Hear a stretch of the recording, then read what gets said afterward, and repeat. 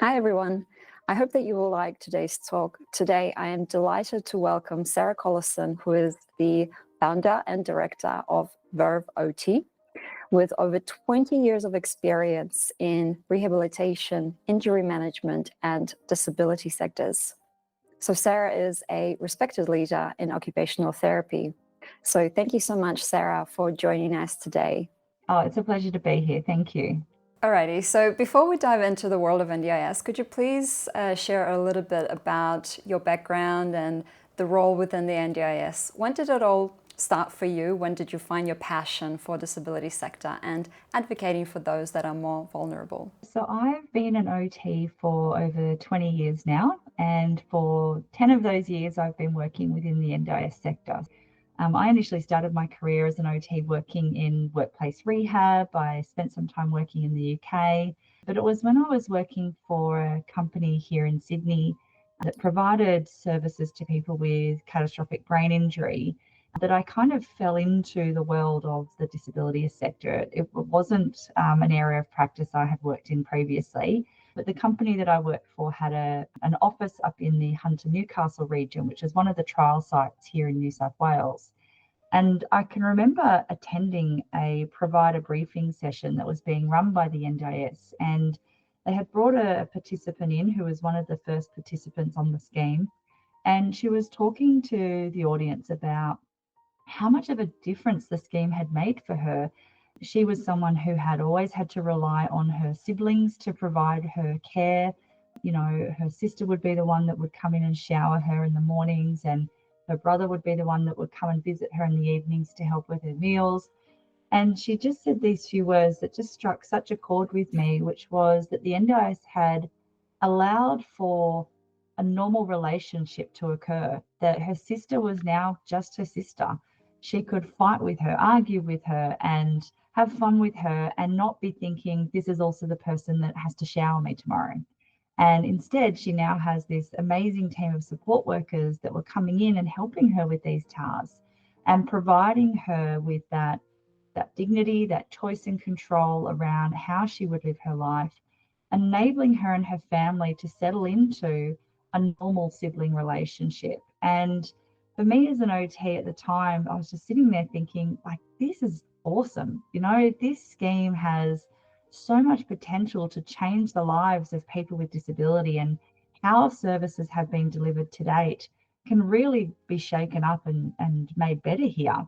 And I just remember walking away thinking, like, I'm really glad that I'm now working in this space. And I think it was from that point onwards where I just really looked for every opportunity that I could find where I would be able to be involved in seeing these really great outcomes that were going to happen. So about 6 years ago, I ended up moving into private practice for myself and setting up Verve OT. And that's what we do, is we help people with disability all across Sydney live their best life and look at what is it that they need in terms of the supports that have to be funded by the NDIS, so that they can have that choice and control and that dignity and that opportunity to live the life that they want to live in the way they want to live it. And every day I'm just so grateful that I went to that session up in Newcastle and got to see that in action, because it's really fueled my passion over the last 10 years of why I'm an occupational therapist and why I want to keep working in this sector. Something very beautiful that you mentioned is that from that story is that that lady was able to preserve the family connection with her sister, and something that I haven't really thought about before, but that's very, very deep and insightful. So thank you for sharing that. Absolutely, the scheme is transformative in that regard, that it allows you to separate that carer relationship with the person and the family relationship as well, which is quite amazing. Thank you for sharing that. Let's dive into the NDIS. Everyone wants to know what is happening. Not a lot of people know what is happening, but by talking more, we can decipher a little bit more for ourselves. So what would you say the general feeling in the participant and provider space right now in regards to the recent legislative changes, especially considering significant financial cuts and the introduction of participant debts? Look, I think generally over the last 12 months, since we saw the introduction of the proposed amendments to the legislation there's been a real feeling of unease and uncertainty. Particularly during last year, there was a lot of clarity that was being sought around what these changes would actually mean. And it was actually really hard to get that level of clarity about what would happen if this legislation passed. And I think it's only now been since October, and obviously the legislation coming into effect, where the sector itself is really starting to see some of the implications of these changes. Because part of what the legislation was about was enabling the government to make new rules, but we didn't know what those new rules would look like. And so we got an insight into what that first rule was in October, which was the introduction of what supports will and won't be funded by the NDIS. And, I think it has taken a little bit of time for participants and providers to understand and navigate what those new rules mean in terms of when something can be funded and when it can't be funded, and when it can maybe be replaced or not replaced. And it's, from my perspective as an OT, has generally made life more difficult, and certainly has, I guess, removed some of that opportunity for innovation and creativity when it comes to identifying solutions that we can use to benefit participants. And quite often, a lot of those mainstream items that we would recommend were substantially more cost effective than many disability specific items. And my concern is that in the longer term, it's actually going to end up costing the agency and the scheme more money. But I think, as you mentioned there, we're seeing those significant financial cuts. And so what we're seeing, I guess, is the effect of that short-term cost saving in terms of, well, we're not funding that now, we're not funding this now, we're going to get rid of that. But what we're not going to see for quite some time is what is the longer term implication of that. If we are reducing funding for capacity building supports, or reducing funding for low cost solutions that might have actually meant we only spent $100 instead of $1,000, yes, we might see an immediate cost, downturn.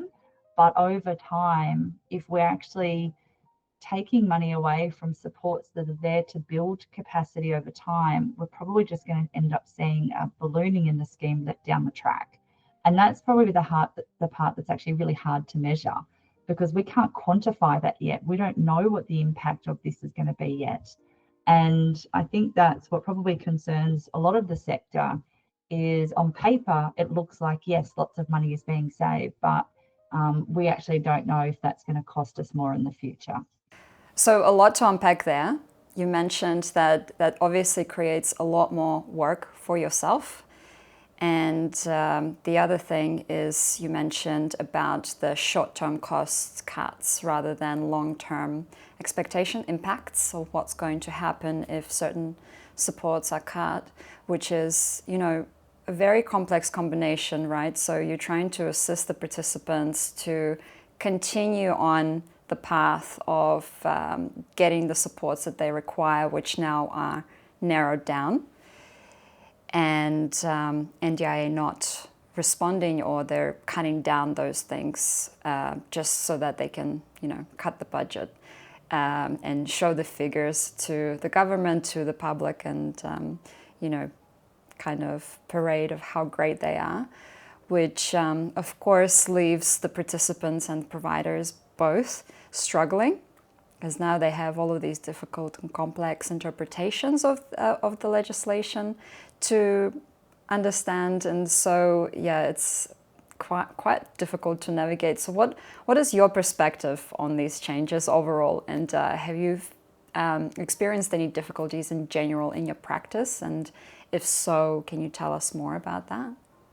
As I said, my perspective is that there's a missed opportunity that's occurred with some of the items on that list. And I think I should say, I think we would all agree that there is a level of reform that is needed in the sector. The scheme was not working well. There were things that were a problem. But one of the concerns I have is with some of those items that have now been placed on the, not to be funded list, they were items that would genuinely actually make a massive difference to some people, and were often, far more inexpensive than those more disability specific items. So from an OT's perspective, where we're very much problem solvers, we are now struggling because we're like, why would you want to spend, as I said before, $1,000 when it could be $100?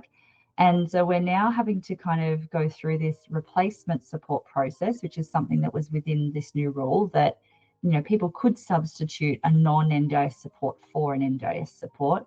But even that process has been quite clunky, and we're getting very inconsistent responses back from the agency. So some are coming back, approved, no questions. Others are just coming back declined. Some are coming back and we're being told you didn't need to fill out a replacement form. Others are saying, no, you need to just go to the plan manager. It's very inconsistent still about how those applications are actually being processed. Even though there's, I guess, some guidance documentation on the NDIS website, I think sometimes there needs to be, when you're doing change, significant change, there has to be a responsibility around helping people manage that change, whether that's providers or participants or even NDIA planners. There really needs to be more when it comes to actually facilitating how people are going to navigate, understand, and implement those changes. And I think that's one of the things the sector has struggled with, is there's a lack of engagement from the agency with respect to that. We're kind of, handed the list on the 3rd of October and off you go, but there's not a lot of actual, well, how do we do this? Can you actually just run a webinar and really go through what that replacement process should be, or really talk through how we submit that application form? So I think, when I compare it to the very early days of the scheme, we used to have provider engagement all the time, different forums and events that would occur. And that's really, petered off in the last few years. I haven't been to any sort of engagement sessions directly with the agency for probably 4 or 5 years now.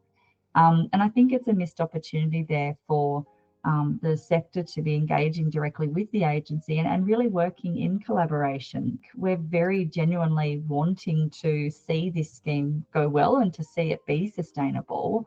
And we do have a lot of perspective that we could offer that I think would really help guide what some of those reforms and that co-design needs to look like. But so far, it hasn't really been coming back from the agency. And I think that's a missed opportunity. As a support coordinator, I have noticed as well that the process of replacement supports has been very, very clunky, and I think it kind of makes sense in the light of recent news where Rebecca Fockingham, the CEO of NDIS, has stated that her workers do not have the time to read the reports. First of all, read the reports, but then I am wondering whether they have only been passed down. The larger details about, supports not going into one category against the other and not actually fine-tuning what does that actually mean when someone is trying to apply for a non-NDIS support through the replacement pathway. In my experience, I did have quite a few declines because certain supports were not NDIS supports anymore. But then when the participants went through the tribunal pathway, even the lawyers on the NDIS side are saying that this is not an NDIS support. So it's very frustrating and complex to be told that you are able to apply for replacement support, but then being kind of disregarded every time that you try. And especially in the participants' case, when that support will assist them, evidenced by therapists such as yourself, and then being told that no, you can't do this any longer. So having that process of explaining, or just, I guess, validating the person's struggles through this, it's quite tough, to be honest, quite tough. Yeah, definitely. And it's hard for participants to understand, why is this now not going to be supported when, 6 months ago it was. So, and that's why I talk about that change management process that has to happen, that the scheme has systems and processes in place for like 10 years. That's really well established. And for that to then suddenly change with very little notice, it actually is a lot for participants to be able to understand. And, part of what they brought in was that, they wouldn't raise any debts if people made a first or second mistake. And it's kind of like, well, just a little bit of notice is good to help educate people as well. And we kind of missed that there was no real kind of education period that took place. It's definitely something that I think we're all still continuing to kind of wrap our heads around and navigate. Concise way of educating the public about the processes rather than keeping them behind, I don't know, a curtain wall. It's definitely would be an improvement to the scheme rather than each of us individually trying to figure out what their processes are. It's definitely very complicated. And I guess in your line of practice, have you noticed tightening in the approvals process? And from your perspective, have you noticed if there are certain types of supports that seem to be most affected? So we're noticing that there's still significant delays in approval. So it's still taking quite some time for documentation to actually be placed in the queue, reviewed, and then for decisions to be made. What we're noticing is not so much a tightening of approvals, but approvals are sometimes they're coming back no questions asked, which is wonderful. But others are coming back declined and with the planner suggesting an alternative that is often not clinically appropriate. And that's problematic. So a good example I have of that is, in recent weeks, an OT has received a decline decision back to not approve widening of doorways within the home environment and instead asked to go and get a quote for a narrower wheelchair. Now, the client is bariatric, which means that they require equipment that is larger in size than your normal wheelchair. And a narrower wheelchair, that doesn't exist for them. They simply cannot fit into it. And it's that kind of lack of understanding around that clinical reasoning and decision making that we as OTs make when we are going out and we're seeing clients in their home and we're assessing the environment and we're assessing their needs. And we have that responsibility and opportunity to be able to feedback and tell the NDIS why something is needed. And yet it's almost like that's not being believed, or it's being questioned, or it's being considered as not reasonable and necessary by someone who perhaps doesn't actually have that same clinical background to understand why it actually is. And so what we're finding is a lot more back and forth of having to provide more information and more clarification and more insight to get that decision maker to go, okay, I understand now. And you mentioned before the comments that were made last week by the CEO about the NDIA not reading the reports. And I think that there's nobody is writing 280-page reports because no participant has enough funding in their plan to do that. But I do think that the reports are becoming lengthier because as OTs, we're feeling like we have to put so much more information in now to get the decision makers to actually understand why we're recommending what we're recommending. And whereas it used to be, I think, a lot more straightforward, it just seems to be that we're having to break things down really simply and in a lot of detail in order for the reader of that report to be able to understand why we're asking for what we're asking for and why it's reasonable and necessary to fund that for the participant. So you're basically trying to explain things in the report like you would to a 5-year-old.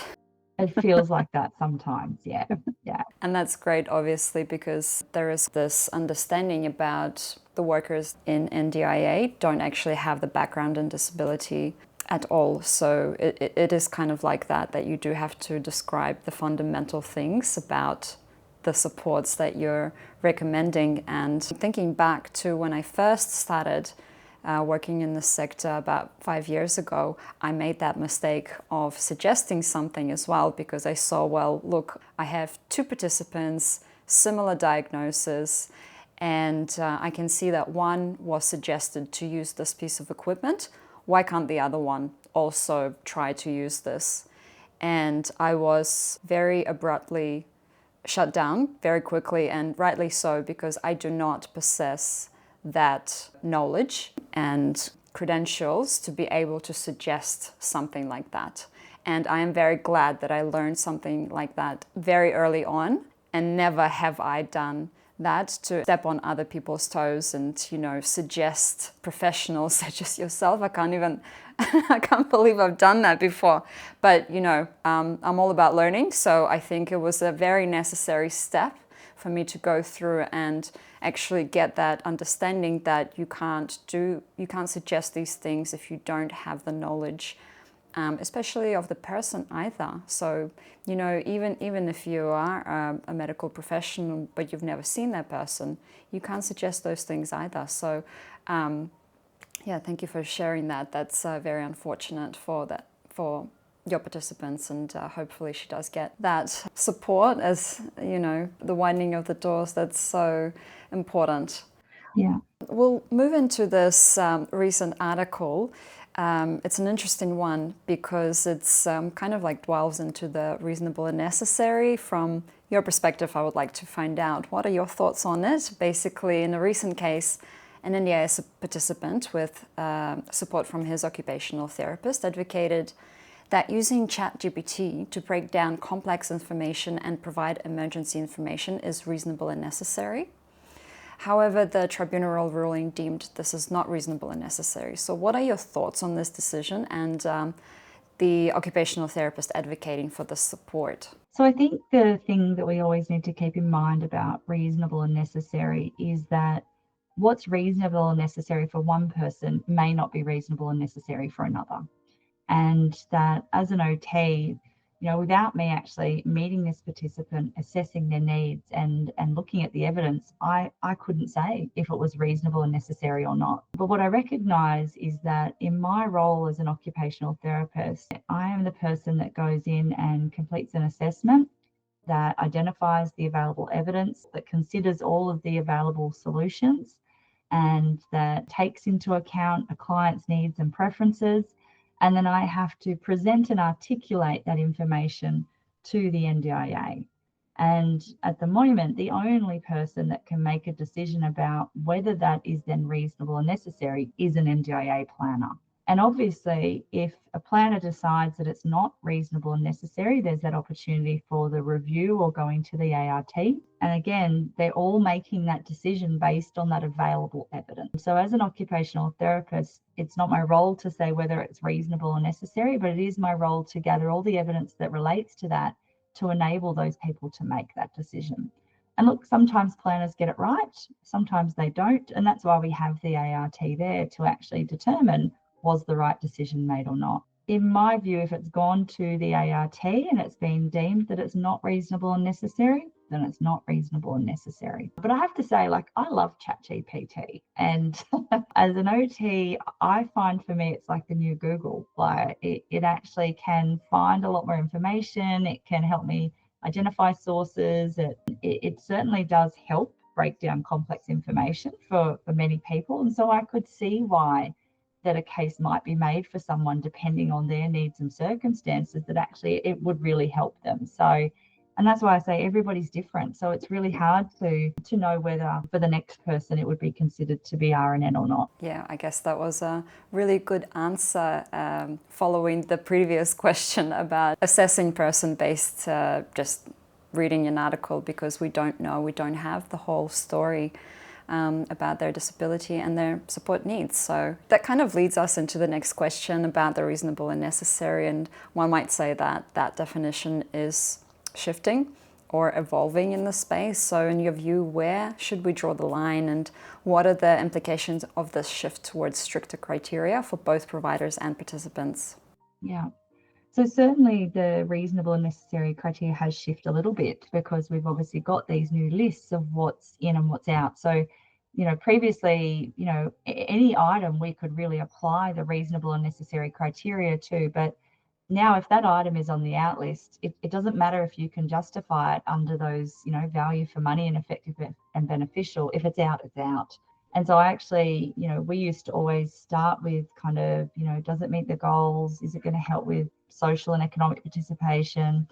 You almost need to now start with, well, if it's on the out list, don't bother trying to apply the reasonable and necessary criteria. But if it is on the in list, we do need to still consider those factors. So one of the things that I have noticed in the reasonable and necessary operational guidelines is there is a statement in there that says, and this is around something being effective and beneficial. And it basically says we don't always need to have an expert report tell us if something is reasonable and necessary for you, or if it's going to be effective and beneficial. Sometimes we can use the information that we already have about what works for other people with your disability when we make that decision. And I think that comes back to your experience that you spoke about, that the agency is effectively saying there that they will apply some of that generalized thinking that, well, if a person with MS has this support, well, this person over here with MS must need this support as well. And that's actually not the case. No two people with the same disability are going to have the same support needs. And that's because there are different factors within their life that influence what those support needs might look like. The environment is a huge one. You know, the environment that someone lives in, where they live, whether they've got good access or bad access, whether they're rural or regional or a metro, that makes a massive difference on their support needs. What their informal support network is like. If people live alone, it's very different to people that live with a family or extended family. And also the different types and stages of some of the disabilities that we work with. Someone who is early diagnosed M&S as opposed to someone who's lived with that for maybe 5 or 6 years will have very different support needs. So reasonable and necessary still needs to be driven by clinical assessment and decision making. And I think it's very hard to determine a support being reasonable and necessary if you're not going to take all of those factors into account. I guess I am wondering whether with the recent legislative changes, they are really trying to fit people in the categories, what we have seen with the impairment notices especially, where all of the disabilities that a person might have has to fit into those impairment categories. Do you think this is kind of what is happening in this sector? I do. I think that the agency is trying to find a way to simplify what is complex disability, and it can't be simplified. People are just complex, right? People with disability have multiple complexities to their needs, you know, in terms of where they live, how they live, who they live with, the disability they have, how it impacts on them. It can't be simplified and boxed down to simply make the process of approving budgets easier within the agency. I think it's irresponsible, and I think it's unfair, and I think it's disrespectful to people with disability to try to categorise them in such a way, because we should be considering everybody's individual needs when we're considering the plans and the supports that they need to have funded. Because when it is individualised, that's when we get the best outcome, because we've really considered their goals, their preferences, what they want to do, what they want to achieve, and we've tailored the supports around that. And by tailoring and making it individualised, it's going to have a much more positive outcome. I agree with that. Okay, well, I guess with the recent leadership change, there is a new premier for NDIA now. What would your predictions be in terms of shifting in priorities of decision making within NDIS? Look, my view is that the NDIS minister takes direction from the Prime Minister, and we haven't had a change of Prime Minister.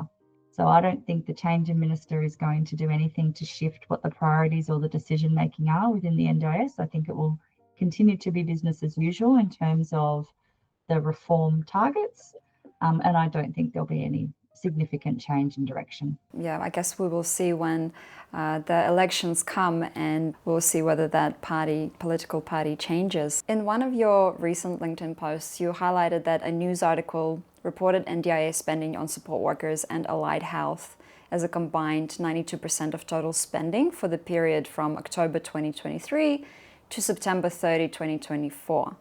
However, after reviewing the NDIA report yourself, you found that allied health actually only makes up 12% of that amount. How do you think this type of reporting, where different funding categories are grouped together, affect the public's understanding of NDIS spending? And also, could it influence perceptions about how government funding is allocated and potentially impact future policy decisions? Yeah, look, I think it certainly fed into the rhetoric that we have heard over the last 12 months also about allied health providers. And it hasn't been a positive one in the media. It's very much been targeted toward providers being greedy and money hungry and price gouging and very negative inflammatory comments being made. And so I think when the article kind of lumped the two together and made it seem like, this is a huge amount of spend that's going to these allied health providers and these support workers, it was like, actually, I don't think that's the case. And so that's why I kind of went digging for the data and realized that it was actually a very small percentage that was going to allied health providers. And, from my perspective, I think what a lot of people don't understand is that allied health providers, we're funded under the capacity building category. That's what we do. We're there to help build capacity of NDIS participants. And the intention is that if we build capacity, we reduce reliance on other funded support. So if anything, we should be seen as an investment, because if we can actually build capacity to the level where support workers are not needed for as many hours as they're currently being used for, we would actually see a reduction in scheme funding. And so that's why I was quite clear on kind of putting some messaging out there that the two really need to be separated, because support workers are not capacity building. Allied health are capacity building, and support workers are a solution when a person is not able to complete a task independently and requires support with that. But if we can actually build independence to complete a task, then we can eliminate the need for that support worker funding and actually reduce the scheme spend overall. The problem is that takes time. We can't build capacity in a week. Particularly with some of our clients who are complex, it does take time to get them to a level where they're not having to rely on those supports. But when we get them there, we've eliminated that need for that funding for a considerable period in the future. And that's kind of where I think we need to be focused, is that short-term investment to get that real long-term gain. Very important to understand that allied health is completely different to support workers. So thank you for explaining that. And obviously, again, that percentage is much, much lower to what NDIA appoints to support workers. So thank you for explaining that further. I would like to follow up on the previous questions about reasonable and necessary, which kind of leads us into the support needs assessment, which is, a new thing that NDIA is proposing. No one knows what that will look like, and naturally everyone is worried. So there's some uncertainty around how the support needs assessment will be implemented and what evaluating tools it will utilize. What are your views or thoughts about this? Look, it's still a lot of unknowns. I mean, the only thing we do know is that they were mandated into the legislation. So we know that they are coming, but we really don't know a lot more beyond that. There are some tenders out at the moment looking at what tools might be utilised. Tender out looking at what that training needs to be for the workforce that's going to deliver these, and for the platform that's going to administer them. But that's all we've kind of got at the moment. So it's really hard to kind of know how these will work in practice. And although I guess we're being told it's a 5-year rollout, they are due to commence in September of this year. Well, we're in March already. Like, this is a very short time frame. So it will be interesting to see what happens over the next couple of months with these support needs assessments. As you mentioned, the consultations for this assessment are open until April, and then there will be a pilot phase running until September, and then the programs start rolling out from September 1st, 2025. As you mentioned, this is quite a short time frame. Do you feel that the stakeholder feedback will be effectively incorporated? Not at all. So, and look, I think the first thing to note is that there currently is not a tool that will do what the agency is looking for.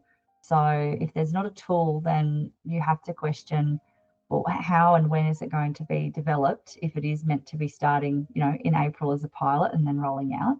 The pilot, I also will understand, is going to be an internal pilot, because the proposal is that it's an NDIA workforce that undertakes these assessments. So I guess the concern there is, how much insight will the disability sector actually have into the outcomes of this pilot, and what opportunities will there be to provide feedback? What groups or cohorts of participants will be involved? Like, we just don't know any of that at the moment. So it does seem very ambitious and optimistic that these would somehow be ready for September. And at the moment, I'm just not convinced that they're going to be able to pull it together in time. I just don't see how it's possible when no tool actually exists that will do this.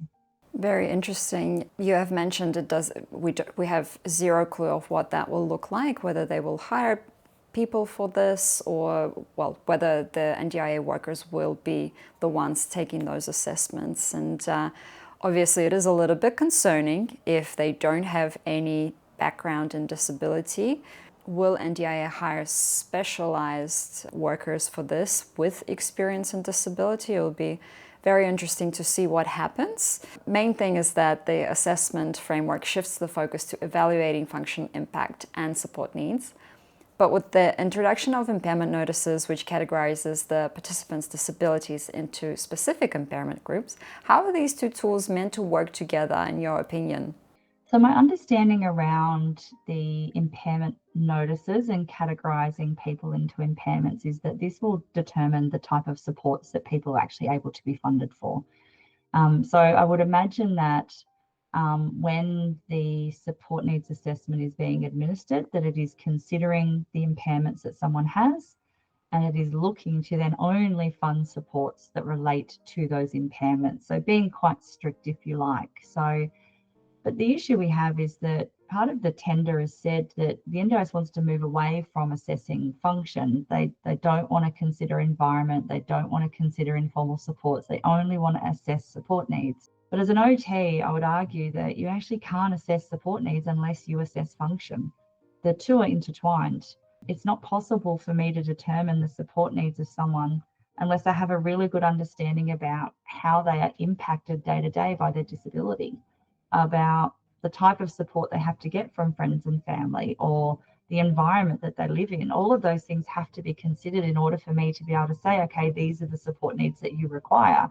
So I think, it's going to be very difficult for the NDIS to find a tool that will actually do that, because at the moment, we absolutely rely on the assessment of function when it comes to making recommendations for support needs.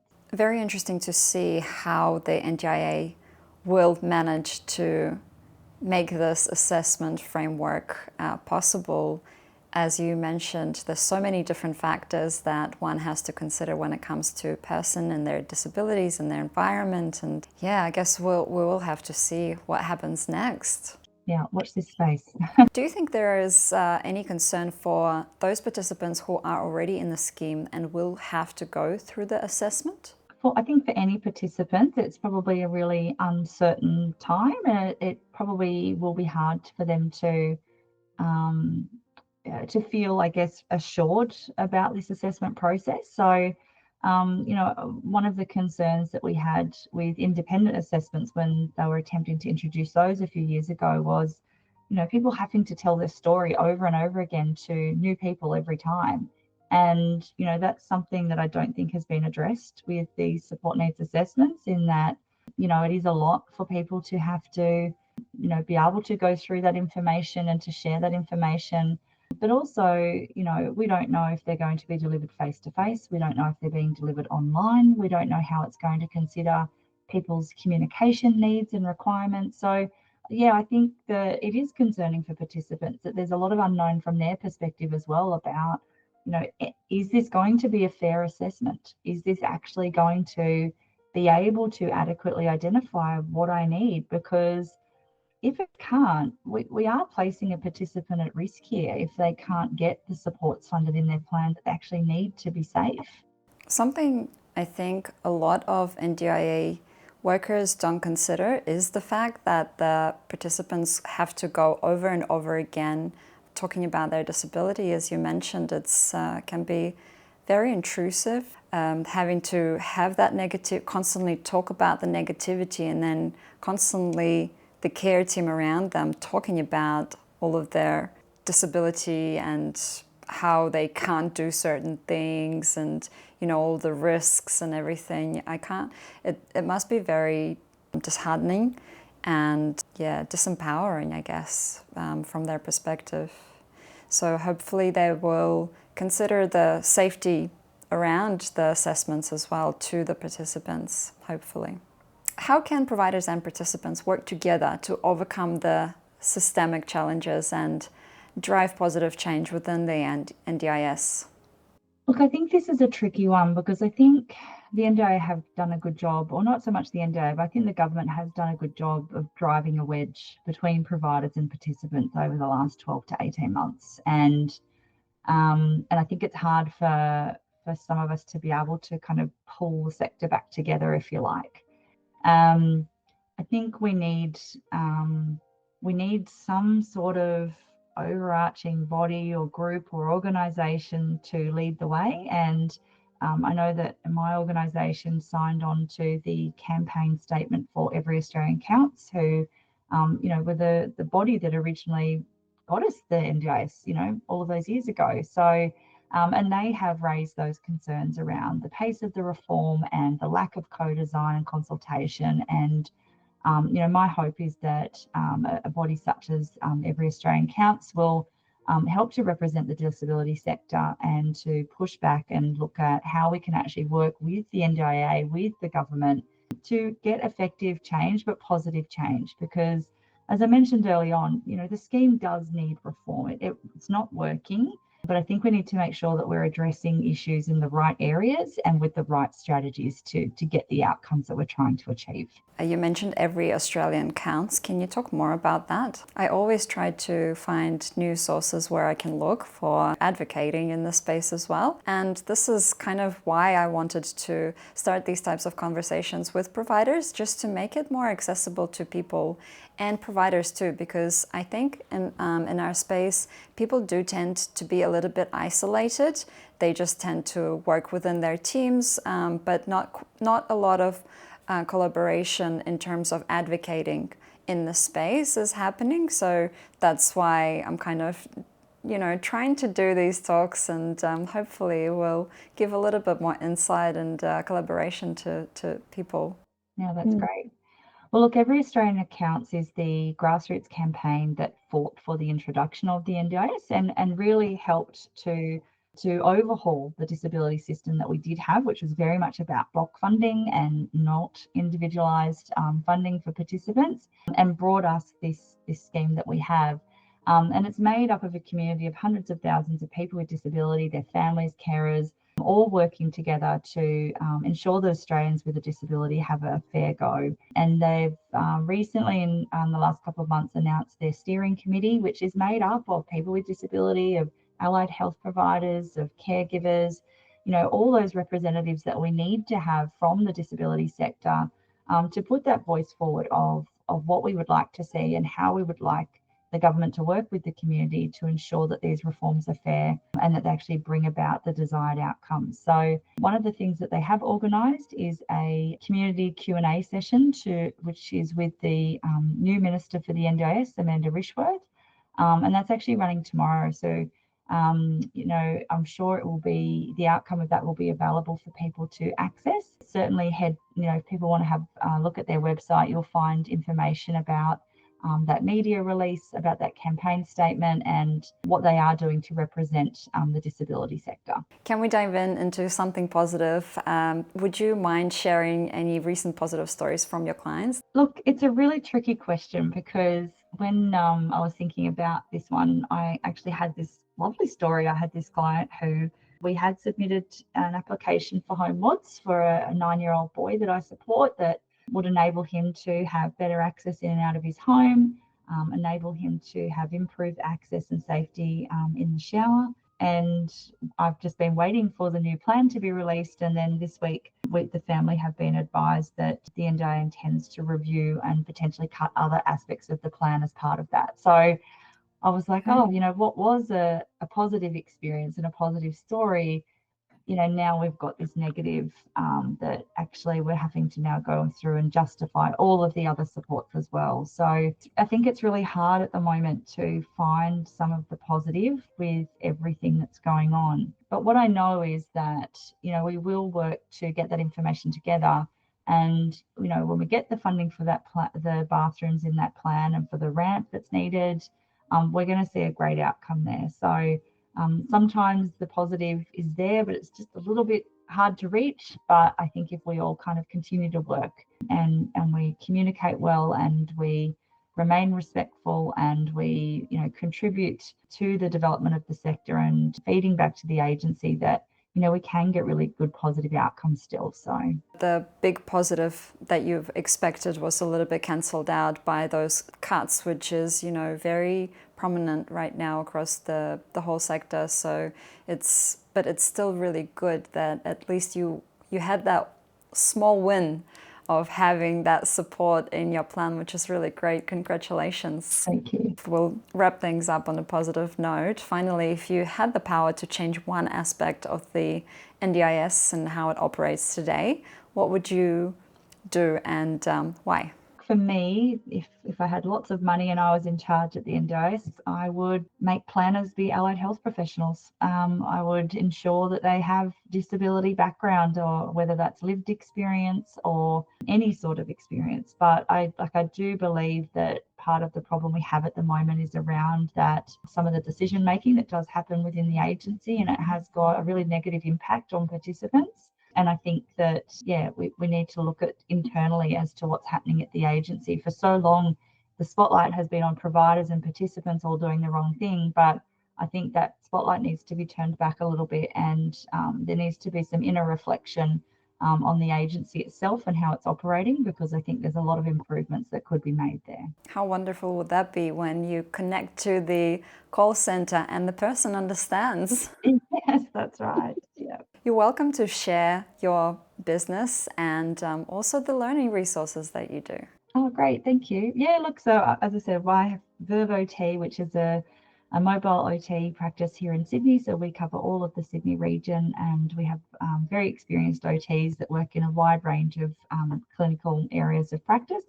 But we also do have a training side to the business, which is called Verve OT Learning, where we provide a lot of training and support to occupational therapists that are working in the NDIS to assist them to navigate the scheme and get really great outcomes for participants, because I think that's what we're all here for. Thank you so much, Sarah, for joining me today. I think it was a really great conversation, and I did learn a few things. So thank you so much. And obviously, good luck to you. I realize that OT is always busy. Any time of the year is a busy time for an OT. So thank you for finding the time. Oh, my pleasure. Thanks so much for having me.